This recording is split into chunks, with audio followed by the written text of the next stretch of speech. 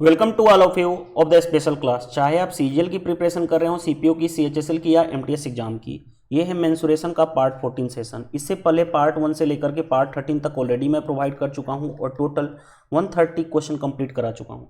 इस वीडियो में हम देखेंगे क्वेश्चन नंबर 131 से 140 तक के वीडियो सोल्यूशन। टोटल इस टॉपिक से 594 में क्वेश्चन कंप्लीट कराने वाला हूँ। चलिए देर नहीं करते, हम स्टार्ट करते हैं। Question number 131, a person observe that he required 30 second less time to cross a circular ground along its diameter than to the cover its once along the boundary.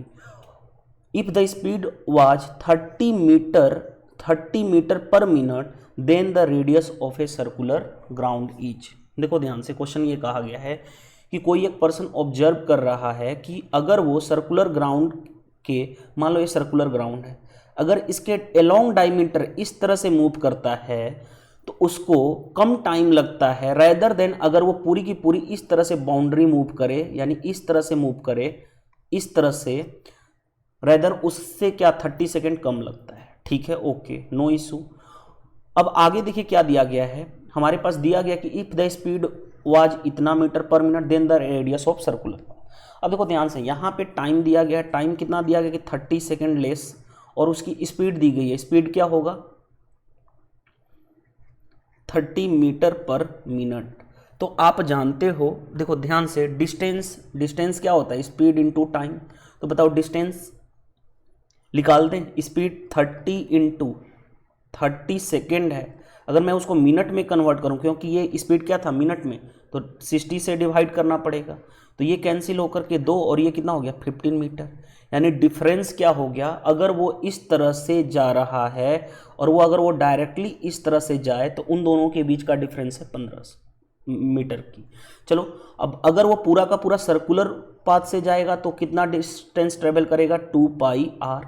अगर वो यहाँ से यहाँ तक जाए, डायमीटर के एलोंग जाए, तो वो डिस्टेंस कितना ट्रेवल करेगा? क्योंकि डायमीटर क्या होता है? 2r। और जो डिस्टेंस है वो कितना है? 15 मीटर। बस ये मीटर को रहने दो ऐसे, क्योंकि हमें आंसर मीटर में चाहिए, बस हम सोल्व कर लेते हैं। अब देखिए ध्यान से, 2r मैं 2r कॉमन कर लूँ तो ये कितना हो गया? Pi minus 1 is equal to 15। चलो अब मैं कलर चेंज करके सोल्व करूँ। देखिए 2r, क्योंकि रेडियस ही निकालना है ना, radius of a circular path, radius निकालना है। पाई की वैल्यू क्या रखूँ? 22/7 माइनस 1 इज इक्वल टू 15। तो 2r इंटू ये कितना हो जाएगा? 22 माइनस 7 यानी 15/7 इज इक्वल टू 15। 15 से 15 कैंसिल, r की वैल्यू कितनी आ गई? 7/2। 7/2 का मतलब हो गया 3.5 meter. Option number D is the right answer. चलिए नेक्स्ट पे आते हैं। Question number 132। देखो 132 क्या दिया गया है, ध्यान से देखिएगा। क्वेश्चन कहा गया कि a horse is tired to a post by a rope if the horse move along a circular path always keeping the rope stretch and describe 88 meter when its trace out 72 degree at the center the length of a rope is। कहा गया है कि किसी घोड़े को रस्सी की सहायता से खंभे में बांधा गया, यदि घोड़ा घास को चरते हुए इतना मीटर के चांप के बराबर चलता है तो केंद्र पर 72 डिग्री का आंतरिक कोण करता है। तो रस्सी की लंबाई ज्ञात करो, रस्सी की लंबाई फाइंड आउट करो। यानी वो इस तरह से कहा जा रहा है। देखो सिचुएशन इस तरह से है, ये वाली सिचुएशन है, ठीक है। ये वाला लेंथ की अगर वो सर्कुलर मूव करे, देखो मैं बता रहा हूं इस तरह से, मैं पूरा का पूरा आपको प्रैक्टिकल पॉइंट ऑफ व्यू से दिखा रहा हूं कि इस तरह से अगर मूव करे, लेकिन इतना मूव नहीं किया। उसने क्या किया कि घास चरा सेंटर से, ये सेंटर है, सेंटर से उसने क्या किया? घास चरा इस तरह से। उसकी कितनी लेंथ है? घास चरते हुए इतना मीटर की चांप बनाता है, यानी ये 88 मीटर है, ठीक है। केंद्र से, यहाँ सेंटर से वो कितना बना रहा है? 72 डिग्री का कोण बना रहा है। तो हमसे पूछा गया तब रस्सी की लंबाई, ये वाली लेंथ, क्योंकि ये वाली लेंथ यही रेडियस होगी, तो ये वाली लेंथ निकालना है। यानी हमारे पास सिंपल एक इस तरह से डायग्राम है। ये लेंथ दिया गया है 88, ये वाला 72 डिग्री है, तो हमें ये वाला चाहिए, यानी ये क्या होगा? रेडियस में हमें यानी कि सिंपल r निकालना है। अब बताओ r निकालने के लिए मैं क्या करूं? Length of arc is equal to क्या होता है? θ/360 into 2πr। Length of arc, ये वाला लेंथ कैसे फाइंड आउट करते हो? ये वाला। तो लेंथ ऑफ आर्क है कितना 88, थीटा की वैल्यू कितनी है 72/360 इंटू 2πr, 2 इंटू पाई की वैल्यू 22/7 इंटू रेडियस r। चलो अब हम सोल्व करने शुरू कर देते हैं, हमारा सोल्व करेंगे आंसर आ जाएगा। देखिए कैसे आएगा, यहां से मैं करूं 5 टाइम्स में ये कैंसिल हो जाएगा 22 से, ये 4 टाइम्स में, ये 2 से, ये 2 टाइम्स, तो बचा कितना देखो ध्यान से 2 इंटू ये इधर मल्टीप्लाई होगा तो 5 और इधर ये मल्टीप्लाई होगा तो 7 इज इक्वल टू क्या हो गया r। तो r की वैल्यू 10 इंटू 7 यानी कि 70। कौन सा आंसर मैच कर गया, option number A is the right answer. चलिए नेक्स्ट पे क्वेश्चन पे आते हैं। Question number 133। देखिए क्वेश्चन नंबर 133 क्या दिया गया है, 3 side of a triangular field of arc length is इतना इतना एंड इतना long meter long respectively, find the cost sowing seeds in the field at the rate of 5 रुपये पर स्क्वायर मीटर। तो उसका कॉस्ट लिखना कहा गया है, किसी त्रिभुज क्षेत्र की भुजाएं इतना इतना एंड इतना मीटर है, 5 रुपये पर मीटर स्क्वायर के भाव से क्षेत्र में बीज बोने का खर्च ज्ञात करें। देखो ये तो बेसिक क्वेश्चन है। अब मेरे को देखो 5, 20 और 25 देखते ही मेरे को माइंड में आना चाहिए कि ये राइट एंगल ट्रायंगल बनेगा। कैसे, वो भी चीज़ बता देता हूँ। आपने पढ़ा है 3, 4, 5 ट्रिपलेट होता है। अगर मैं इसका 5 गुना करूँ तो 15 होगा, इसका 5 गुना करूँ तो 20 होगा, इसका 5 गुना करूँ तो 25 होगा। यानी अगर 3, 4, 5 ट्रिपलेट है, कोई भी नंबर से इसमें मल्टीप्लाई करूँगा तो वो भी क्या बनेगा, ट्रिपलेट। यानी सबसे बड़ी साइड क्या हो जाएगी 25, क्योंकि ये वाला रिप्रेजेंट करता है, और इसमें से दोनों में से कोई भी, ये 15 ले लूँ तो ये क्या होगा 20, यानी राइट एंगल ट्रायंगल बन गया। अब कहा जा रहा है कि इसमें बीज बोने का खर्च कितना है, 1 स्क्वायर मीटर, या मैं बोलूं कि 1 मीटर स्क्वायर का खर्च कितना है तो 5 रुपया है। तो सबसे पहले इसका एरिया निकाल लूँ कि इसका एरिया है कितना। तो एरिया क्या निकालूँ 1/2 इंटू बेस, अगर मैं इसको मानूँ 20, तो हाइट कौन सा हो जाएगा, ये वाला परपेंडिकुलर हाइट 15, यानी क्या हो गया 10, यानी एरिया कितना है 150 मीटर स्क्वायर। बताओ 1 मीटर स्क्वायर का 5 रुपया है, तो 150 मीटर स्क्वायर का कितना खर्च आएगा, तो 150 इंटू 5, यानी 15 5 75, 750 रुपये। कौन सा आंसर मैच करेगा, option number C is the right answer. चलिए नेक्स्ट क्वेश्चन पे आते हैं। Question number 134। देखो क्वेश्चन नंबर 134 क्या दिया गया है, a cord of length 30 centimetre is at a distance of 8 centimeter from the center of a circle, the radius of a circle is। देखो क्वेश्चन सिंपल है, एक सर्किल है, हमने सर्किल बना लिया, इस सर्किल का कोड है, लेट सपोज ये ए बी एक क्या है कोड, यानी कि जिसको हिंदी में बोला जाता है जीवा। ठीक है, अब यहाँ पे देखो ध्यान से कहा गया है is 8 centimetre from the centre of the circle, यानी यहाँ ये सेंटर है सर्किल का, तो यहाँ से ये वाला डिस्टेंस कितना है 8 है, और ये टोटल है कितना, ये जीवा वाली ए बी की लंबाई कितनी थी, वो है 30। तो याद रखना अगर सेंटर से कोई भी डिस्टेंस अगर मैं परपेंडिकुलर ड्रॉ करूँ तो वो इसको 2 हिस्सों में बांट देगा, यानी अगर टोटल 30 है तो ये वाला कितना होगा 15, और ये वाला भी क्या होगा 15।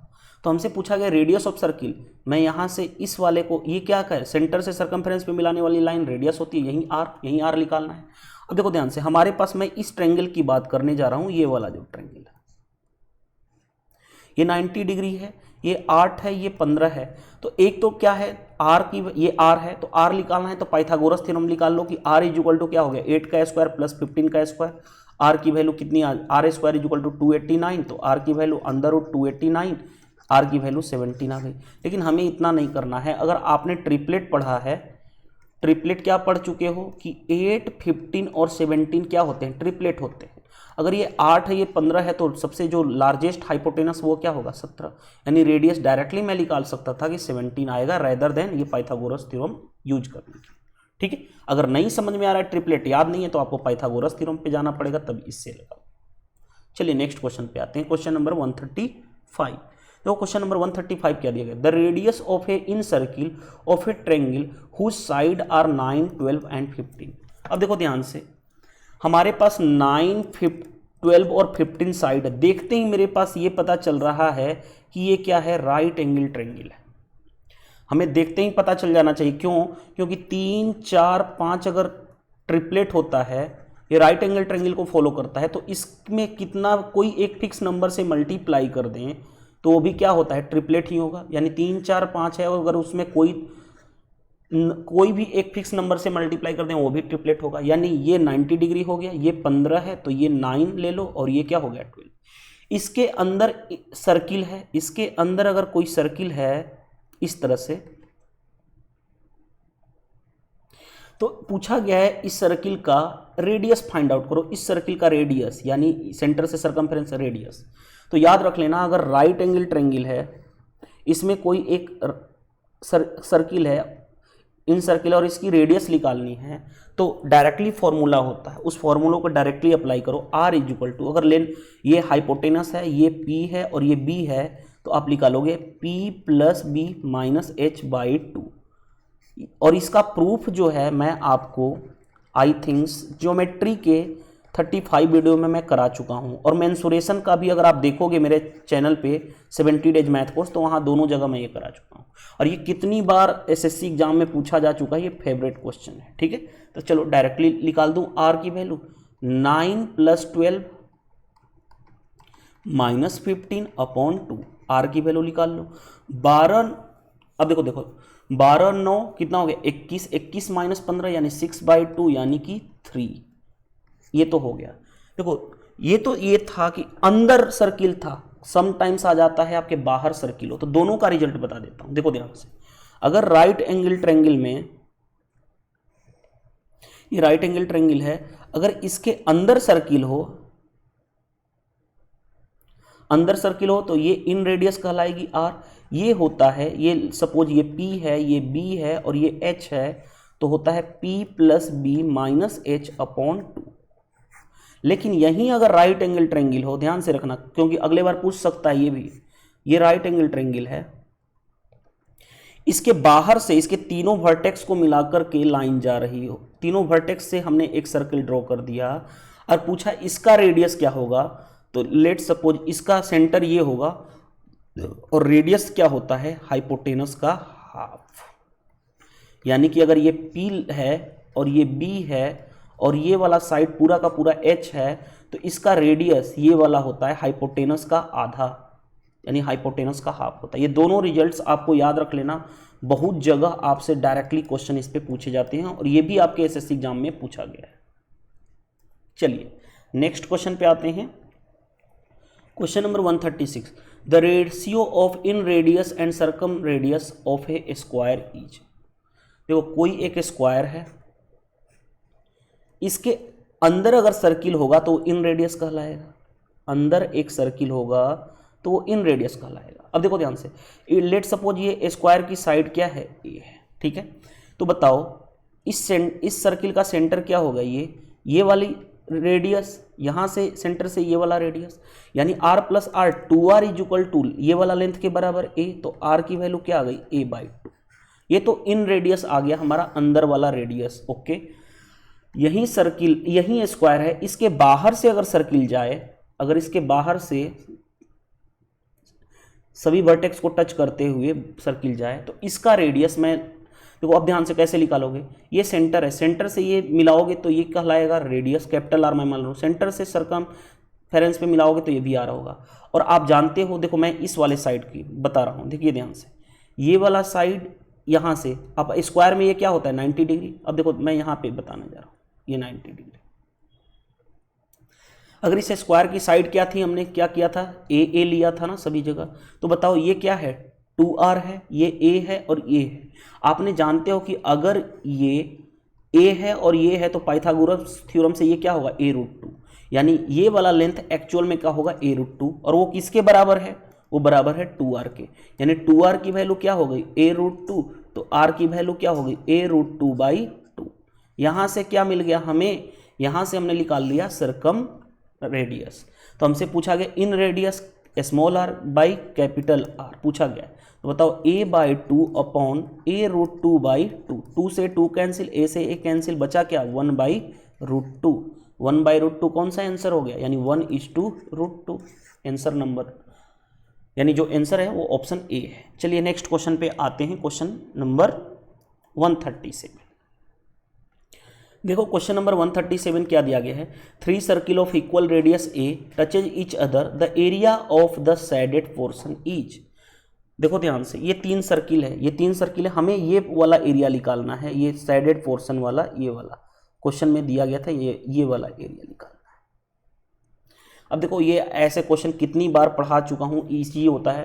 देखो यहाँ से मैं इस तीनों सेंटर को मिला देता हूँ, तीनों के तीनों सेंटर को मैं मिला दूँ, ये बताओ यहाँ सेंटर से सरकमफेरेंस में मिलाने वाले ये भी रेडियस, सेम रेडियस है, तो ये भी ए होगा, ये भी ए होगा, ये भी ए होगा, ये भी होगा, क्योंकि इतनी बार आप पढ़ चुके हो। देखो ध्यान से, ये क्या है, ए और ए, ये वाला लेंथ कितना हो गया 2a, ये भी 2a और ये भी 2a, तो इक्विलैटरल ट्रायंगल बन गया, इक्विलैटरल ट्रायंगल बन गया।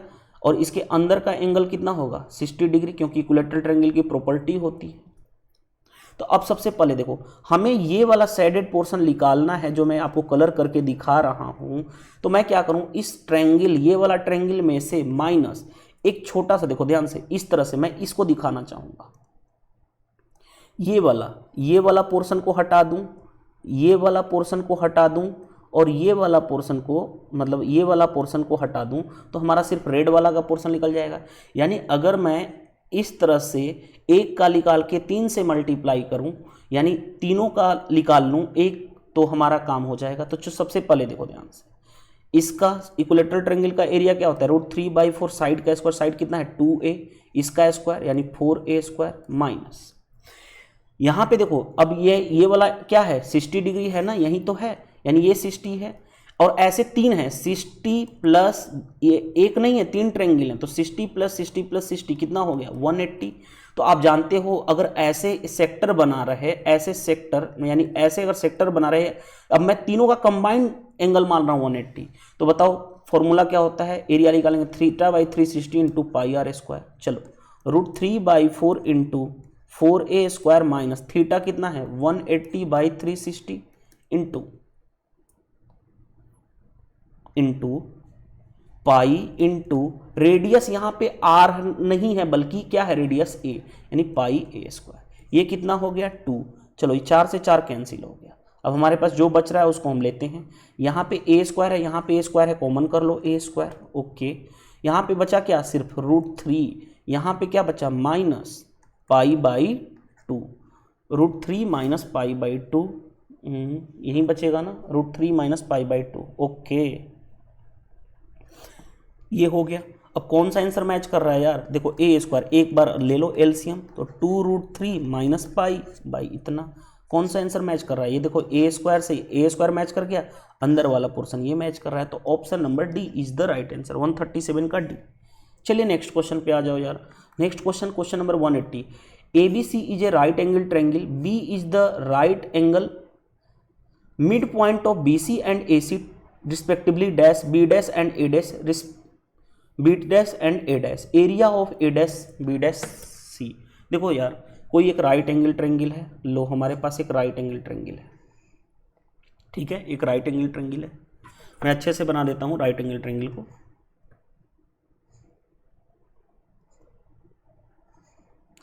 हमारे पास ये राइट एंगल ट्रायंगल है। ओके, कहा जा रहा है राइट एंगल ट्रायंगल तो है, B being at right angle, यानी ये बी है। ओके, ये वाला पॉइंट बी है, ये ए है और ये सी है। अब क्या कहा गया है क्वेश्चन में, ध्यान से देखो, क्वेश्चन में ये कहा गया है midpoint of BC, mid point of BC, इस BC का मध्य बिंदु, एंड AC का ये मिड पॉइंट, ठीक है, respectively B dash and A dash, यानी ये वाला पॉइंट B डैश है और ये वाला पॉइंट क्या है A डैश है।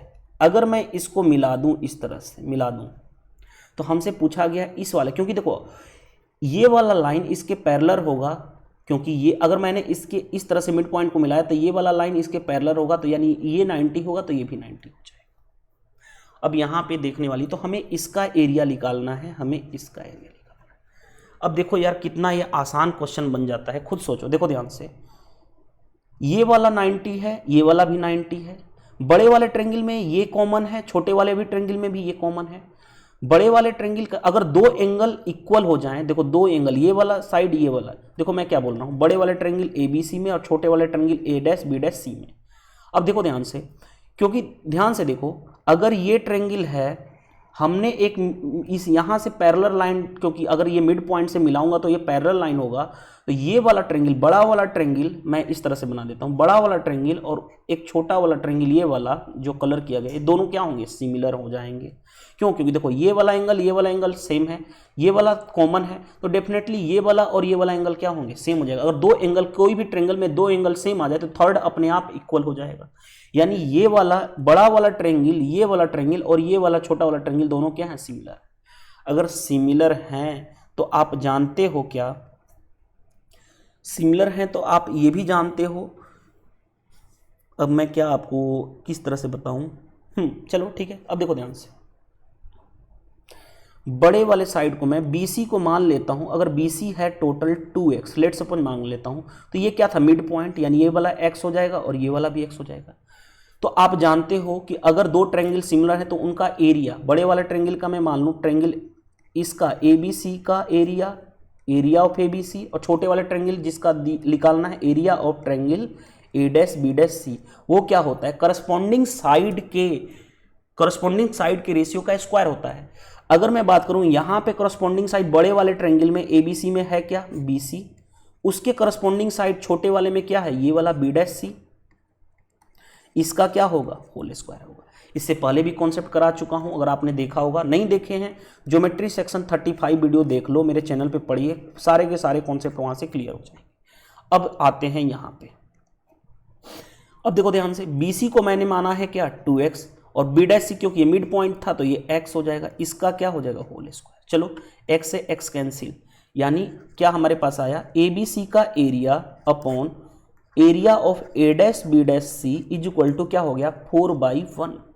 लेकिन हमें निकालना है इसका ना, यानी एरिया ऑफ A'B'C क्या हो जाएगा, 1/4 ऑफ एरिया ऑफ ABC, यानी बड़े वाले एरिया का चौथा हिस्सा ये छोटा वाला होगा, यानी 1/4 of area of option number C is the right answer. ठीक है, सिमिलरिटी का यूज किया गया है कि दो ट्रायंगल सिमिलर होंगे तो उनके एरिया का रेशियो उनके साइड के रेशियो का स्क्वायर होता है, बस यही कॉन्सेप्ट यूज करना था और हमारा क्वेश्चन बन जाएगा। चलिए नेक्स्ट क्वेश्चन पे आते हैं, क्वेश्चन नंबर 139। देखिए 139 क्वेश्चन क्या दिया गया है, angle ACB is an angle in semicircle of diameter AB is equal to 5 centimeter, AC is to BC 3:4, AC is to BC क्या है 3:4। ओके, ये भी कोई प्रॉब्लम नहीं है। Then the area of triangle ABC is, देखो ध्यान से, सेमी सर्किल है, कोई इशू नहीं है।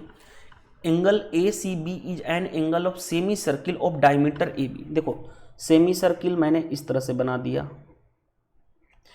लेट सपोज ये AB क्या है, डायमीटर है, क्योंकि अगर सर्किल बनाना होता है, मैं देखो डायग्राम दिखा रहा हूं, ये सर्किल है, सेमी सर्किल मतलब आधा सर्किल, मैंने आधा पोर्शन हटा दिया, यानी ये क्या बन गया हमारा, अगर मैंने इस पोर्शन को हटा दिया तो ये वाला पोर्शन बन गया सेमी सर्किल। अब आ जाओ यहाँ पे, देखो ध्यान से, सेमी सर्किल का डायमीटर 5 दिया है, ये पूरा का पूरा ये क्या है, डायमीटर, यानी ये क्या है 5 सेंटीमीटर, कोई प्रॉब्लम नहीं है। ठीक है, अब देखो क्या है, ACB is an angle of semi circle. अब देखो ध्यान से, कहीं भी मान लो इस ये पॉइंट C है, तो यहां से इस तरह से मैंने मिलाया। आपने एक प्रॉपर्टी पढ़ा होगा सेमी सर्किल में, अगर मैंने ज्योमेट्री में 35 वीडियो में मैंने बताया हूं कि अगर सेमी सर्किल है, अगर उसके सेंटर से पास कर रहा है लाइन, यानी डायमीटर है, तो कोई भी एंगल ले ले सरकमफेरेंस पे उसी कोड से, वो क्या बनेगा 90 डिग्री बनेगा। क्यों? क्योंकि ये वाला पॉइंट उस इसका डबल होता है, आप जानते हो, ये 180 होगा तो ये क्या होगा 90, और वैसे भी ये प्रॉपर्टी आप जानते हो, तो ये क्या हो गया 90 डिग्री। ओके, यहाँ तक पता चल गया। और AC इज टू BC, देखो AC इज टू BC का लेंथ कितना दिया गया है 3:4, AC इज टू BC, यानी ये वाला लेंथ 3 यूनिट है और ये वाला 4 है। लेकिन अब देखो ध्यान से, आप इतना तो जान चुके हो ना, 3:4 तो है, लेकिन अगर आप कोई राइट एंगल ट्रायंगल बनाते हो, लेट सपोज ये राइट एंगल ट्रायंगल है, इसके सामने वाला हाइपोटेनस और बगल वाला 3 और 4 है, तो एक्चुअल में ये एक ट्रायंगल फॉलो करता है इक्विलैटरल ट्रायंगल को। ठीक है, यानी ये वाला लेंथ एक्चुअल जो 3:4 का रेशियो था, एक्चुअल लेंथ था, क्योंकि ये 5 अगर है डेफिनेटली तो ये 3 और 4 पॉसिबल ही है इक्विलैटरल ट्रायंगल में। तो जो ये 3:4 का रेशियो था ना, ये एक्चुअल में 3 और 4 ही है। ठीक है, अब बताओ कोई भी ट्रायंगल का हमें क्या निकालना है, इस ट्रायंगल का एरिया निकालना है। अब एरिया आसानी से निकाल सकते हो यार, हमें इस ट्रायंगल का एरिया निकालना है। मैं यहाँ पे कलर करके दिखाता हूँ, ये वाले ट्रायंगल का एरिया निकालना है, ये वाला। देखो यार, हमारे पास एक ऐसा ट्रायंगल है जिसका ये 90 डिग्री है, ये वाला 5 है और ये वाला 3 और 4 है। तो बताओ एरिया क्या होता है, हाफ इंटू बेस, किसी एक को बेस मान लो, इसको मैं बेस मानूँ 3, तो हाइट कौन सा वाला होगा, ये वाला 4, यानी क्या हो जाएगा 2, यानी 3 इंटू 2 6। अगर मान लो इस तरह से नहीं समझ में आ रहा, तो अगर इस तरह से आपको दिक्कत हो रही है तो देखो मैं इस तरह से डायग्राम बना देता हूँ, कोई प्रॉब्लम नहीं है। ये देखो ये 90 डिग्री है, 90 के सामने वाला ये 5 है, ये 3 है और 4 है। तो अब तो एरिया निकाल दोगे ना, हाफ इंटू बेस इसको मान लो, हाइट इसको मान लो, कोई फर्क नहीं पड़ता है। 2 3 इंटू 2 6 आ जाएगा। ठीक है, इसी डायग्राम को मैंने इस तरह से चेंज कर दिया, ये तो आपके ऊपर डिपेंड है। चलिए नेक्स्ट क्वेश्चन पे आते हैं, ये इस वीडियो का लास्ट क्वेश्चन होगा, क्वेश्चन नंबर 140। देखिए 140 क्या दिया गया है, ध्यान से देखते हैं। If the length of a side A B, B C and C E of a triangle are 10, 8 and 6। अब देखो यार, आप जानते हो कि 6, 8 और 10 क्या होता है, ट्रिपलेट होता है। यानी कि ये जो ट्रायंगल बनेगा वो राइट एंगल ट्रायंगल बनेगा। मैं पहले ही बना लेता हूँ राइट एंगल ट्रायंगल। ठीक है, अब देखो ध्यान से, कौन सा लेंथ है, ए बी लेंथ है 10, यानी ए बी, और आप जानते हो कि सबसे बड़ा वाला लेंथ जो होता है वो हाइपोटेनस होता है, यानी ये वाला लेंथ है ए बी 10। ओके, 8 एंड 6, यानी बी सी 8 है और सी ए 6 है। बी सी 8 है और सी ए यानी ये वाला लेंथ क्या है 6। और मैंने क्यों इसको राइट एंगल माना, क्योंकि ये ट्रिपलेट को फॉलो कर रहा है। और ट्रिपलेट तभी पॉसिबल है जब वो राइट एंगल ट्रायंगल हो। अब आगे बढ़ते हैं respectively. Okay, if M is the midpoint of B C, M जो है मिड पॉइंट है बी सी पे, M is the midpoint of B C. Okay, इस बी सी का मिड पॉइंट क्या है, एम। ओके, यानी अगर ये पूरा का पूरा लेंथ 8 था तो ये वाला लेंथ कितना होगा, ये वाला लेंथ 4 हो जाएगा और ये वाला लेंथ भी कितना हो जाएगा, 4 हो जाएगा। कोई प्रॉब्लम नहीं है। अब आगे बढ़ते हैं। And M N parallel to A B to cut A C at point N, यानी कि ए सी पे एट पॉइंट एन पे कट कर रहा है। और ये जो एम एन है, ये जो मिलाया एम पॉइंट और एन पॉइंट, ये पैरेलल है किसके, ए बी के। ये कहा गया है M N parallel to A B, M N parallel to A B and to cut A C at point N, A C को एन पे काट रहा है, कोई प्रॉब्लम नहीं है। Then area of trapezium of A B M N is equal to, देखो हमें किसका एरिया निकालना है, हमें एरिया निकालना है ए बी एम और एन, यानी हमें इसका एरिया निकालना है। मैं हरा कलर ले लेता हूं ताकि आपको प्रॉब्लम ना आए। हमें इसका एरिया निकालना है, इस वाले का हमें एरिया निकालना है। ठीक है, अब देखो ध्यान से, मैं इसी चीज़ को एक बार फिर से डायग्राम बना दूं ताकि आपको बेटर अंडरस्टैंडिंग हो सके। बाकी और कुछ है नहीं इसमें, क्वेश्चन सिंपल है। ये 90 डिग्री था, ये हमारे पास ए है, बी है और ये क्या है, सी है। यहाँ पे पॉइंट एम है क्योंकि मिड पॉइंट है। ये टोटल कितना है 8, तो ये वाला क्या हो जाएगा 4, ये भी 4 हो जाएगा। ये कितना था 6, ये पॉइंट क्या है एन, इसको मैंने इस तरह से मिलाया, ये इसके पैरेलल है। अब देखो ध्यान से, अब यहाँ पे देखने वाली बात क्या है, अगर ये लाइन इस लाइन के पैरेलल है तो डेफिनेटली देखो बड़ा वाला ट्रायंगल, मैं ये बड़ा वाला ट्रायंगल की बात बोल रहा हूँ, ये वाला triangle A B C, triangle A B C, और छोटे वाला ट्रायंगल इसकी मैं बात करूँ सी एम एन, ये दोनों क्या होंगे, सिमिलर होंगे ना। अभी मैंने आपको बताया था सिमिलर होंगे। अगर सिमिलर होंगे तो इस बड़े वाले ट्रायंगल का एरिया, देखो ट्रायंगल ए बी सी, बड़े वाले ट्रायंगल का मैं मान लूँ एरिया A1 और छोटे वाले इस ट्रायंगल का एरिया मैं मान लेता हूँ A2। इन दोनों का एरिया क्या होगा, उसके करस्पॉन्डिंग साइड के रेशियो के स्क्वायर के बराबर होगा। बताओ इस बड़े वाले ट्रायंगल में ये वाला करस्पॉन्डिंग साइड कौन सा है, ये 8 है, और छोटे वाले में ये वाला करस्पॉन्डिंग साइड कितना है, ये वाला, उसी के करस्पॉन्डिंग साइड 4, इसके होल स्क्वायर के बराबर होगा। कोई इशू नहीं है। अब यहाँ पे समझने वाली बात क्या है, देखो ध्यान से, बड़े वाले ट्रायंगल का एरिया तो आसान है क्योंकि ये बड़ा वाला ट्रायंगल यही था ना, ये ए बी और सी है, ये क्या है 8, ये है 6 और ये है 10, तो इसका तो एरिया निकाल लोगे। एरिया क्या होगा, हाफ इंटू बेस, बेस कितना है, ये वाला 8 ले लो, हाइट ये कौन सा है, ये 6, यानी कितना होगा 3, यानी 8 इंटू 3 24।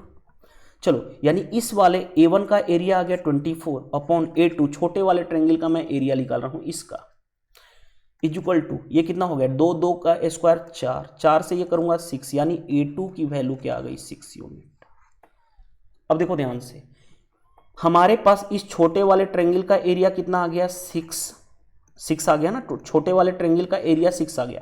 बड़े वाले ट्रेंगल का, ये बड़ा पूरा का पूरा ये बड़ा वाला ट्रेंगल का एरिया कितना था, अभी हमने निकाला था 24, यहां से 24। तो अब बताओ टोटल है 24, ये वाला पोर्शन जो है 6, तो ये जो बचा हुआ रह गया, मैं हरा दिखा रहा हूं, जो बचा वाला हुआ रह गया इसका एरिया क्या होगा 24 माइनस 6 यानी कि 18। तो कौन सा आंसर हो जाएगा, यानी ये जो हरा वाला, क्योंकि देखो पूरा का पूरा ये कितना है 24, ये छोटा वाला है कितना 6, तो बताओ ये जो बचा रह गया 24 माइनस 6 क्या होगा 18। Option number A is the right answer. अच्छा क्वेश्चन में से एक था, इंपॉर्टेंट क्वेश्चन है, ठीक है। वीडियो सेशन पसंद आए तो वीडियो को क्या कर देना है, वीडियो को लाइक कर दीजिएगा और कमेंट्स में आप रिप्लाई कर सकते हो कि आपको इस सीरीज से हेल्प मिल रहा है कि नहीं। थैंक यू, बाय, मिलते हैं हम नेक्स्ट सेशन में। Thank you.